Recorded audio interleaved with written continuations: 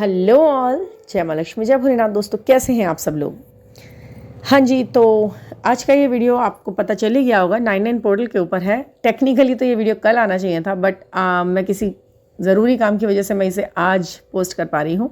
But कोई बात नहीं, 99 पोर्टल ओपन हो चुका है and it has started. 9 is the number of change in love life, in career as well. You can expect a positive change in your all aspects only when you have made a big change in yourself. क्यों जब आपने खुद अपने अंदर एक बहुत बड़ा change लाया हो, तभी आप एक्सपेक्ट करोगे ना एक बहुत बड़े चेंज को, क्योंकि आप चेंज की उम्मीद कर रहे हो। किससे? यूनिवर्स से। और यूनिवर्स आपसे उम्मीद कर रहा है आपके अंदर चेंज के लिए। क्योंकि देखिए, अगर आपने कुछ अभी तक अचीव कर लिया अपनी लाइफ के अंदर, तो वो आपके चेंज का ही परिणाम है। क्योंकि आप अब तक जो कुछ करते आए थे, अगर आप वही कुछ कर रहे होंगे तो वो कुछ नहीं हो पा रहा होगा जो अब हुआ है। इसलिए कुछ भी बड़ा पाने के लिए, कुछ भी अलग पाने के लिए हमें कुछ अलग और अच्छा करना ज़रूर पड़ता है। तो उसे ही चेंज कहते हैं। और ये चेंज आपकी लाइफ में हर पहलू पर काम करता है। तो 99 का पोर्टल जो है, आपकी उम्मीदें बहुत सही हैं, क्योंकि आप वर्क कर रहे हो, बहुत टाइम से आप इसमें लगे हुए हो। किसी भी तरह से कुछ पाना है, कुछ चेंज लाना है अपनी लाइफ में, अपनी हेल्थ प्रॉब्लम्स सुधारनी है, अपने मनी ब्लॉकेजेस सुधारने हैं, अपने पार्टनर को अपनी वैल्यू बतानी है। सबसे बड़ी बात आपकी ज़िंदगी में ये भी एक चीज़ है ना, कि पार्टनर आपकी वैल्यू नहीं कर रहा है, आप उसको सब कुछ समझ रहे हो, वो तो समझ ही नहीं रहा। तो ये जो एक स्टकनेस चल रही है एक रिलेशनशिप्स में, क्या है कि सोलमेट्स के साथ भी कुछ रिलेशनशिप में है, कुछ हस्बैंड वाइफ के साथ हैं, और वो जो नहीं छोड़ पाते हैं, नहीं छोड़ सकते हैं। ये रिश्ते ऐसे ही होते हैं, छोड़ने के लिए नहीं होते हैं। ये सभी रिश्ते निभाने के लिए हमें मिलते हैं। जब इसीलिए कहते हैं ना, सोच समझ कर रिश्ता करें, अपना जोड़ें कहीं पर। कुछ रिश्ते ईश्वर हमारे बाय बर्थ बना के भेजता है, और कुछ आने के बाद हमें धीरे धीरे समय के साथ साथ ईश्वर हमारे साथ जोड़ता है। तो जो रिश्ते हमारी परिपक्वता के बाद, यानी कि हमारी मैच्योरिटी के बाद हमें मिलते हैं, वो हमारे कहीं ना कहीं हमारे खुद के कर्माज और खुद के हमारे अंदर के गुणों को देखकर अट्रैक्ट होते हुए लोग हैं, हमारे कर्मा। तो 99 पोर्टल बस इन्हीं चीज़ों का होता है कि परिवर्तन, किस किस चीज़ को हमने गलत किया है, कहाँ कहाँ हमें मैनेजमेंट की ज़रूरत थी, कहाँ चेंज लाना है। तो आज के इस वीडियो में मैं आपको बताऊंगी कि यदि आपने ये चेंजेस में किए हैं अपनी लाइफ में, इन पॉइंट्स के ऊपर, तो आप भी एक उम्मीद कर सकते हैं एक बहुत अच्छे बड़े वाले चेंज की। ठीक है, तो सबसे पहले आपका एंगर इश्यूज़, अगर आपने अपने एंगर इश्यूज़ पर काम किया है, आपके एंगर इश्यूज़ हील हुए हैं। देखिए, ये कहना कि नहीं मुझे अब तो गुस्सा बहुत कम आता है, थोड़ा बहुत ही आता है, कभी कभी आता है, लेकिन नहीं, थोड़ा बहुत क्या होता है, ये गुस्सा या कोई भी गलत चीज़ थोड़ी बहुत भी उतने ही नुकसान देती है जितनी बहुत ज़्यादा देती है। थोड़ी से ही शुरुआत होती है, थोड़े को ही दबाना है, ख़त्म करना है, घटाना है। कहते हैं ना, अगर किसी ने किसी की इंसल्ट कर दी है, एक चांटा मारा है तो वो इंसल्ट है, एक मार दिया है तो 10 भी मार दिया तो वो उसी के बराबर है ना। तो एक वही है ना, उस एक को ही ख़त्म करना है। अगर किसी को किसी की इंसल्ट करने की आदत पड़ गई है बार बार, या बात काटने की आदत पड़ गई है, या फिर विरोध उत्पन्न करने की आदत पड़ गई, तो वो एक बार नहीं करेगा, वो हर बार करेगा, बार बार करेगा। ऐसे ही अपने आप को बताइए कि अगर आपके अंदर एंगर है, थोड़ा भी है कि बहुत तेज़ी से आप रिएक्ट करते हो, थोड़ा बहुत गुस्सा आना गलत बात के ऊपर, ये बुरा नहीं है। देखिए, मैं बार बार ये बात नहीं कहती कि गुस्सा आना गलत है, ये है, बट हाँ, थोड़ा बहुत आपका एक्शन रिएक्शन जो होते हैं नॉर्मल लाइफ में वो अलग है। पर आप अपनी ही स्थिति ख़राब कर लो गुस्से में, और फिर पता नहीं आप क्या क्या शब्द उठाते हो बोलने के लिए। इन सब चीज़ों पर ध्यान देना पड़ता है। एंगर इश्यूज़ ख़त्म नहीं होते हैं पूरी तरह से, वो मैं जानती हूँ, क्योंकि किसी गलत बात पर गुस्सा आना ख़त्म नहीं हो सकता, बट आपका उसे एक्सप्रेस करने का तरीका बिल्कुल बदल जाता है। आप काम यहाँ करें, ये ना करें कि मुझे गलत बात पर भी गुस्सा ना है, क्या मैं साधु बन जाऊँ? ऐसे बहुत से लोगों के क्वेश्चन आते हैं। तो भाई, साधु नहीं बनना है। और साधु, आपको क्या लगता है साधुओं को गुस्सा नहीं आता होगा? बहुत से लोग तो पाखंड करते हैं, आपको पता नहीं है, सबको पता है कि वो क्या क्या करते हैं फिर उसके पीछे। लेकिन हमें बिना साधु बने ही अपने अंदर वो सात्विक गुण पैदा करने हैं। गुस्सा दिखाने के तरीके बिल्कुल बदल देने हैं। अब तक आपने गुस्सा दिखाने के तरीके क्या देखे होंगे? किसी को कुछ उठापटक करना शुरू करते हैं कुछ लोग, किसी को कोई अब्यूजिव लैंग्वेज यूज़ करते हुए देखा गया है, कुछ हाथ पैर भी चलाते हैं, बहुत अपनी जोश दिखाते हैं। तो उन चीज़ों को ख़त्म कर दीजिए ना। गुस्से का मतलब होता है किसी भी तरीके से सामने वाले को एहसास कराना कि वो गलत है। उसके लिए खुद को गलत करने और खुद को ऊपर हाई पीक पर ले जाने की कोई ज़रूरत नहीं होती है। आपकी एक लाइन, सिर्फ एक लाइन, बस आपको उसको साधना आना चाहिए। लाइन को क्या बोलना है आपको, आपकी कमांड, आपके शब्दों भी इतनी ज़बरदस्त होनी चाहिए कि सामने वाले को ये एहसास भी हो जाए और आपको ज़रा भी कर्मा ना बने उसमें, और आप अपने हेल्थ को भी गड़बड़ ना होने दें। जितना बुरा लगा है उस लेवल का आप शब्द थोड़ा वजनी बोल सकते हैं, उसमें बिना किसी आप एब्यूजिव लैंग्वेज के बिना आप कुछ भी कर सकते हैं, बट आप शो कर सकते हैं बिना कुछ अपनी लिमिट्स तोड़े। समझ गए आप? इस इशू पे ना बहुत वर्क करने की ज़रूरत है। और ये एक लौता ऐसा इशू है जो 50,000 तरीके और इश्यूज़ क्रिएट करता है हमारे शरीर के अंदर। इसलिए मैं इस पर जब भी बात होती है मैं थोड़ा सा इसे एक्सप्लेन करती हूँ। और जब भी सेशन में कोई इंसान आता है मैं सबसे पहले उसके अंदर यही देखती हूँ, मुझसे अच्छे से बातें कर रहे होते हो, इतना सीधे लगते हो, ऐसा लगता है यार ये व्यक्ति इसको कैसे कोई मतलब परेशान कर सकता है, ये तो इतना, लेकिन नहीं, वो अंदर ही अंदर वो कुछ और भी है। मेरे लिए तो भले ही कुछ और है, लेकिन वो मेरे से अलग, जब वो औरों से बात करता है तब आप उसे सुने। वो खुद कहता है कि मैम मैं तो सबसे गुस्सा हो जाता हूँ या गुस्सा हो जाती हूँ, मैं तो इतना ज़्यादा ओवर रिएक्ट कर जाती हूँ, उठा पटक कर देती हूँ सामान ये वो, तो ये तो बहुत गलत है। आपने कहाँ काम किया है अपने ऊपर? आप कह रहे हो मैं असेंड हो रहा हूँ, कहाँ से हो रहे हो? और उम्मीद कर रहे हो एक बहुत बढ़िया वाले खूबसूरत वाले चेंज की।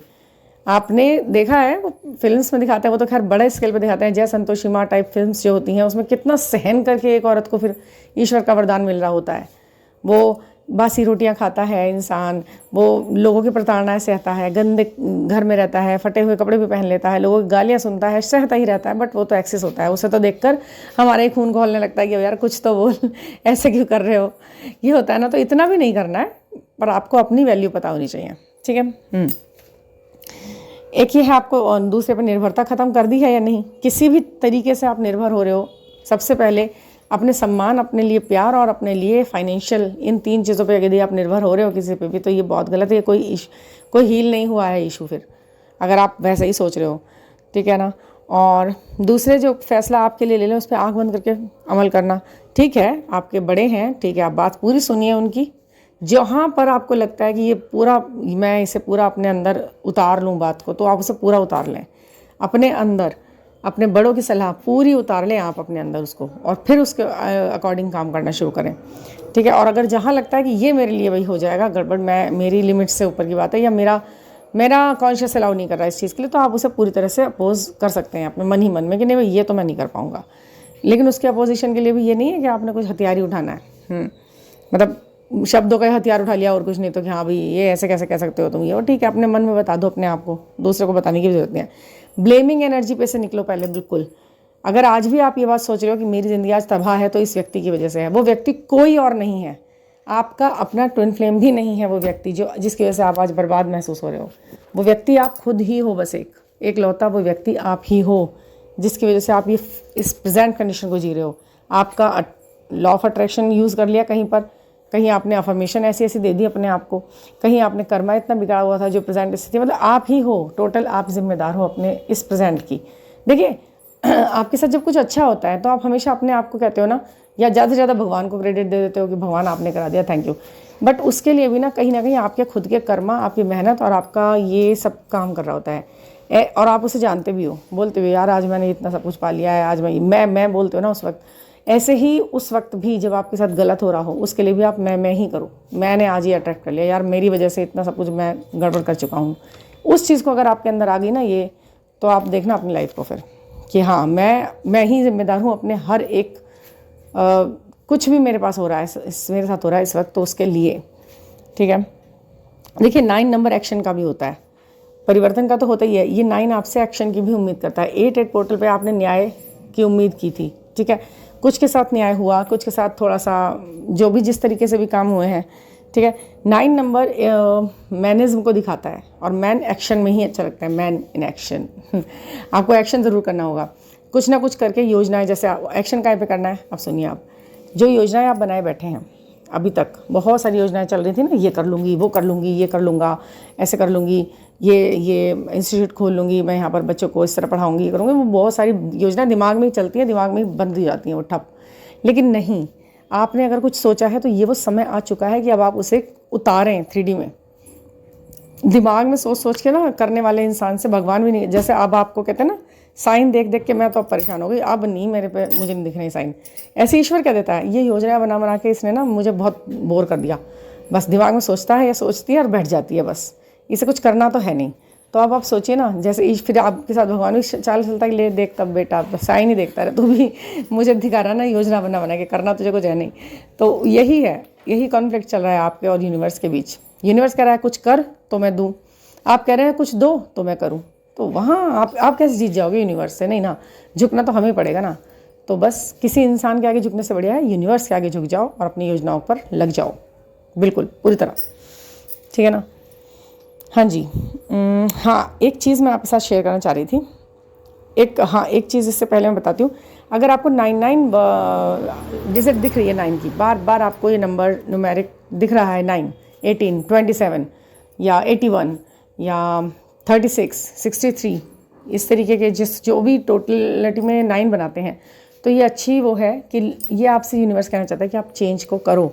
चेंज होगा नहीं, करना पड़ेगा आपको, ठीक है। चेंज होने वाला है नहीं, चेंज करना है आपने, ये आपसे बोला जा रहा है, ठीक है। तो आप आपको कीजिए। और मैं आपके साथ एक आज मंत्रा में शेयर करना चाहती हूँ। ये मुझे गाइडेंस आया, आप देखिएगा, अगर ये मंत्र आपको सूट करता है तो ये बहुत बहुत नई चीज़ें आपके लिए ला कर देगा। बहुत अच्छा इफेक्टिव मंत्र है। तारा मंत्र आपने सुने होंगे, रेड तारा मंत्रा, वाइट तारा मंत्रा, ग्रीन तारा मंत्रा, ये जो तारा मंत्रास होते हैं ये बहुत इफेक्टिव होती हैं, और जिसको ये सूट कर जाते हैं उनके लिए तो ये एक अलादीन के चिराग जैसे होते हैं। तो आज मैं आपको ग्रीन तारा मंत्र शेयर करने का मुझे गाइडेंस आया, पता नहीं ऐसे ही सुबह उठी और मुझे लगा कि ग्रीन तारा मंत्र आपके साथ शेयर करती हूँ। अगर किसी भी, ये होता क्या है, नेगेटिविटी को रिलीज़ करने का होता है। यदि आपके आसपास आपको नेगेटिविटी दिखाई देती है ज़्यादा, तो आप उस समय इसको आप अप्लाई कर सकते हो। तो मंत्र है ओम तारे तुतारे तोरे सोहा। ये जो मंत्र है आप इसको इस तरह चैंट कर सकते हो। आपको नेगेटिविटी लग रही है, आपकी आध्यात्मिक यात्रा में अड़चनें उठ रही हैं, आपको लग रहा है ब्लैक मैजिक कर दिया, ये हो गया, तो उसे भी काटता है। आप बोलेंगे, आप आंखें बंद करेंगे, ग्रीन कलर में एक सुंदर देवी की तस्वीर, सुंदर माँ की तस्वीर आप इमेजिन करोगे और बोलोगे ओम तारे तुतारे तूरे सोहा, ओम तारे तुतारे तूरे सोहा। इस तरह से इस मंत्र को बोलना है, और ज़्यादा से ज़्यादा 2 बार ही बोलकर आप देखें आपको किस तरह लगता है। केवल 2 बार ही इसे बोल लें आप, या बहुत ज़्यादा आपका मन है तो 5 बार आप बोल लें इसको। बस इसी तरह से आपने ये मंत्र बोलना है और इसे फील करना है, और ये फील करना है कि आपके आसपास की सभी नेगेटिव गंदी एनर्जीज़ कट रही हैं, जा रही हैं आपसे दूर, और अब आप एक पॉजिटिव एनर्जी को अट्रैक्ट कर रहे हो अपनी तरफ। ये आपके चक्रास पे भी काम करते हैं, कहीं ना कहीं आपके सोलर प्लेक्सस पे काम करते हैं, आपको चार्म बढ़ाते हैं चीज़ों के प्रति, और आपको अंदर से वाइब्रेशनली बहुत हाई करते हैं, ठीक है ना।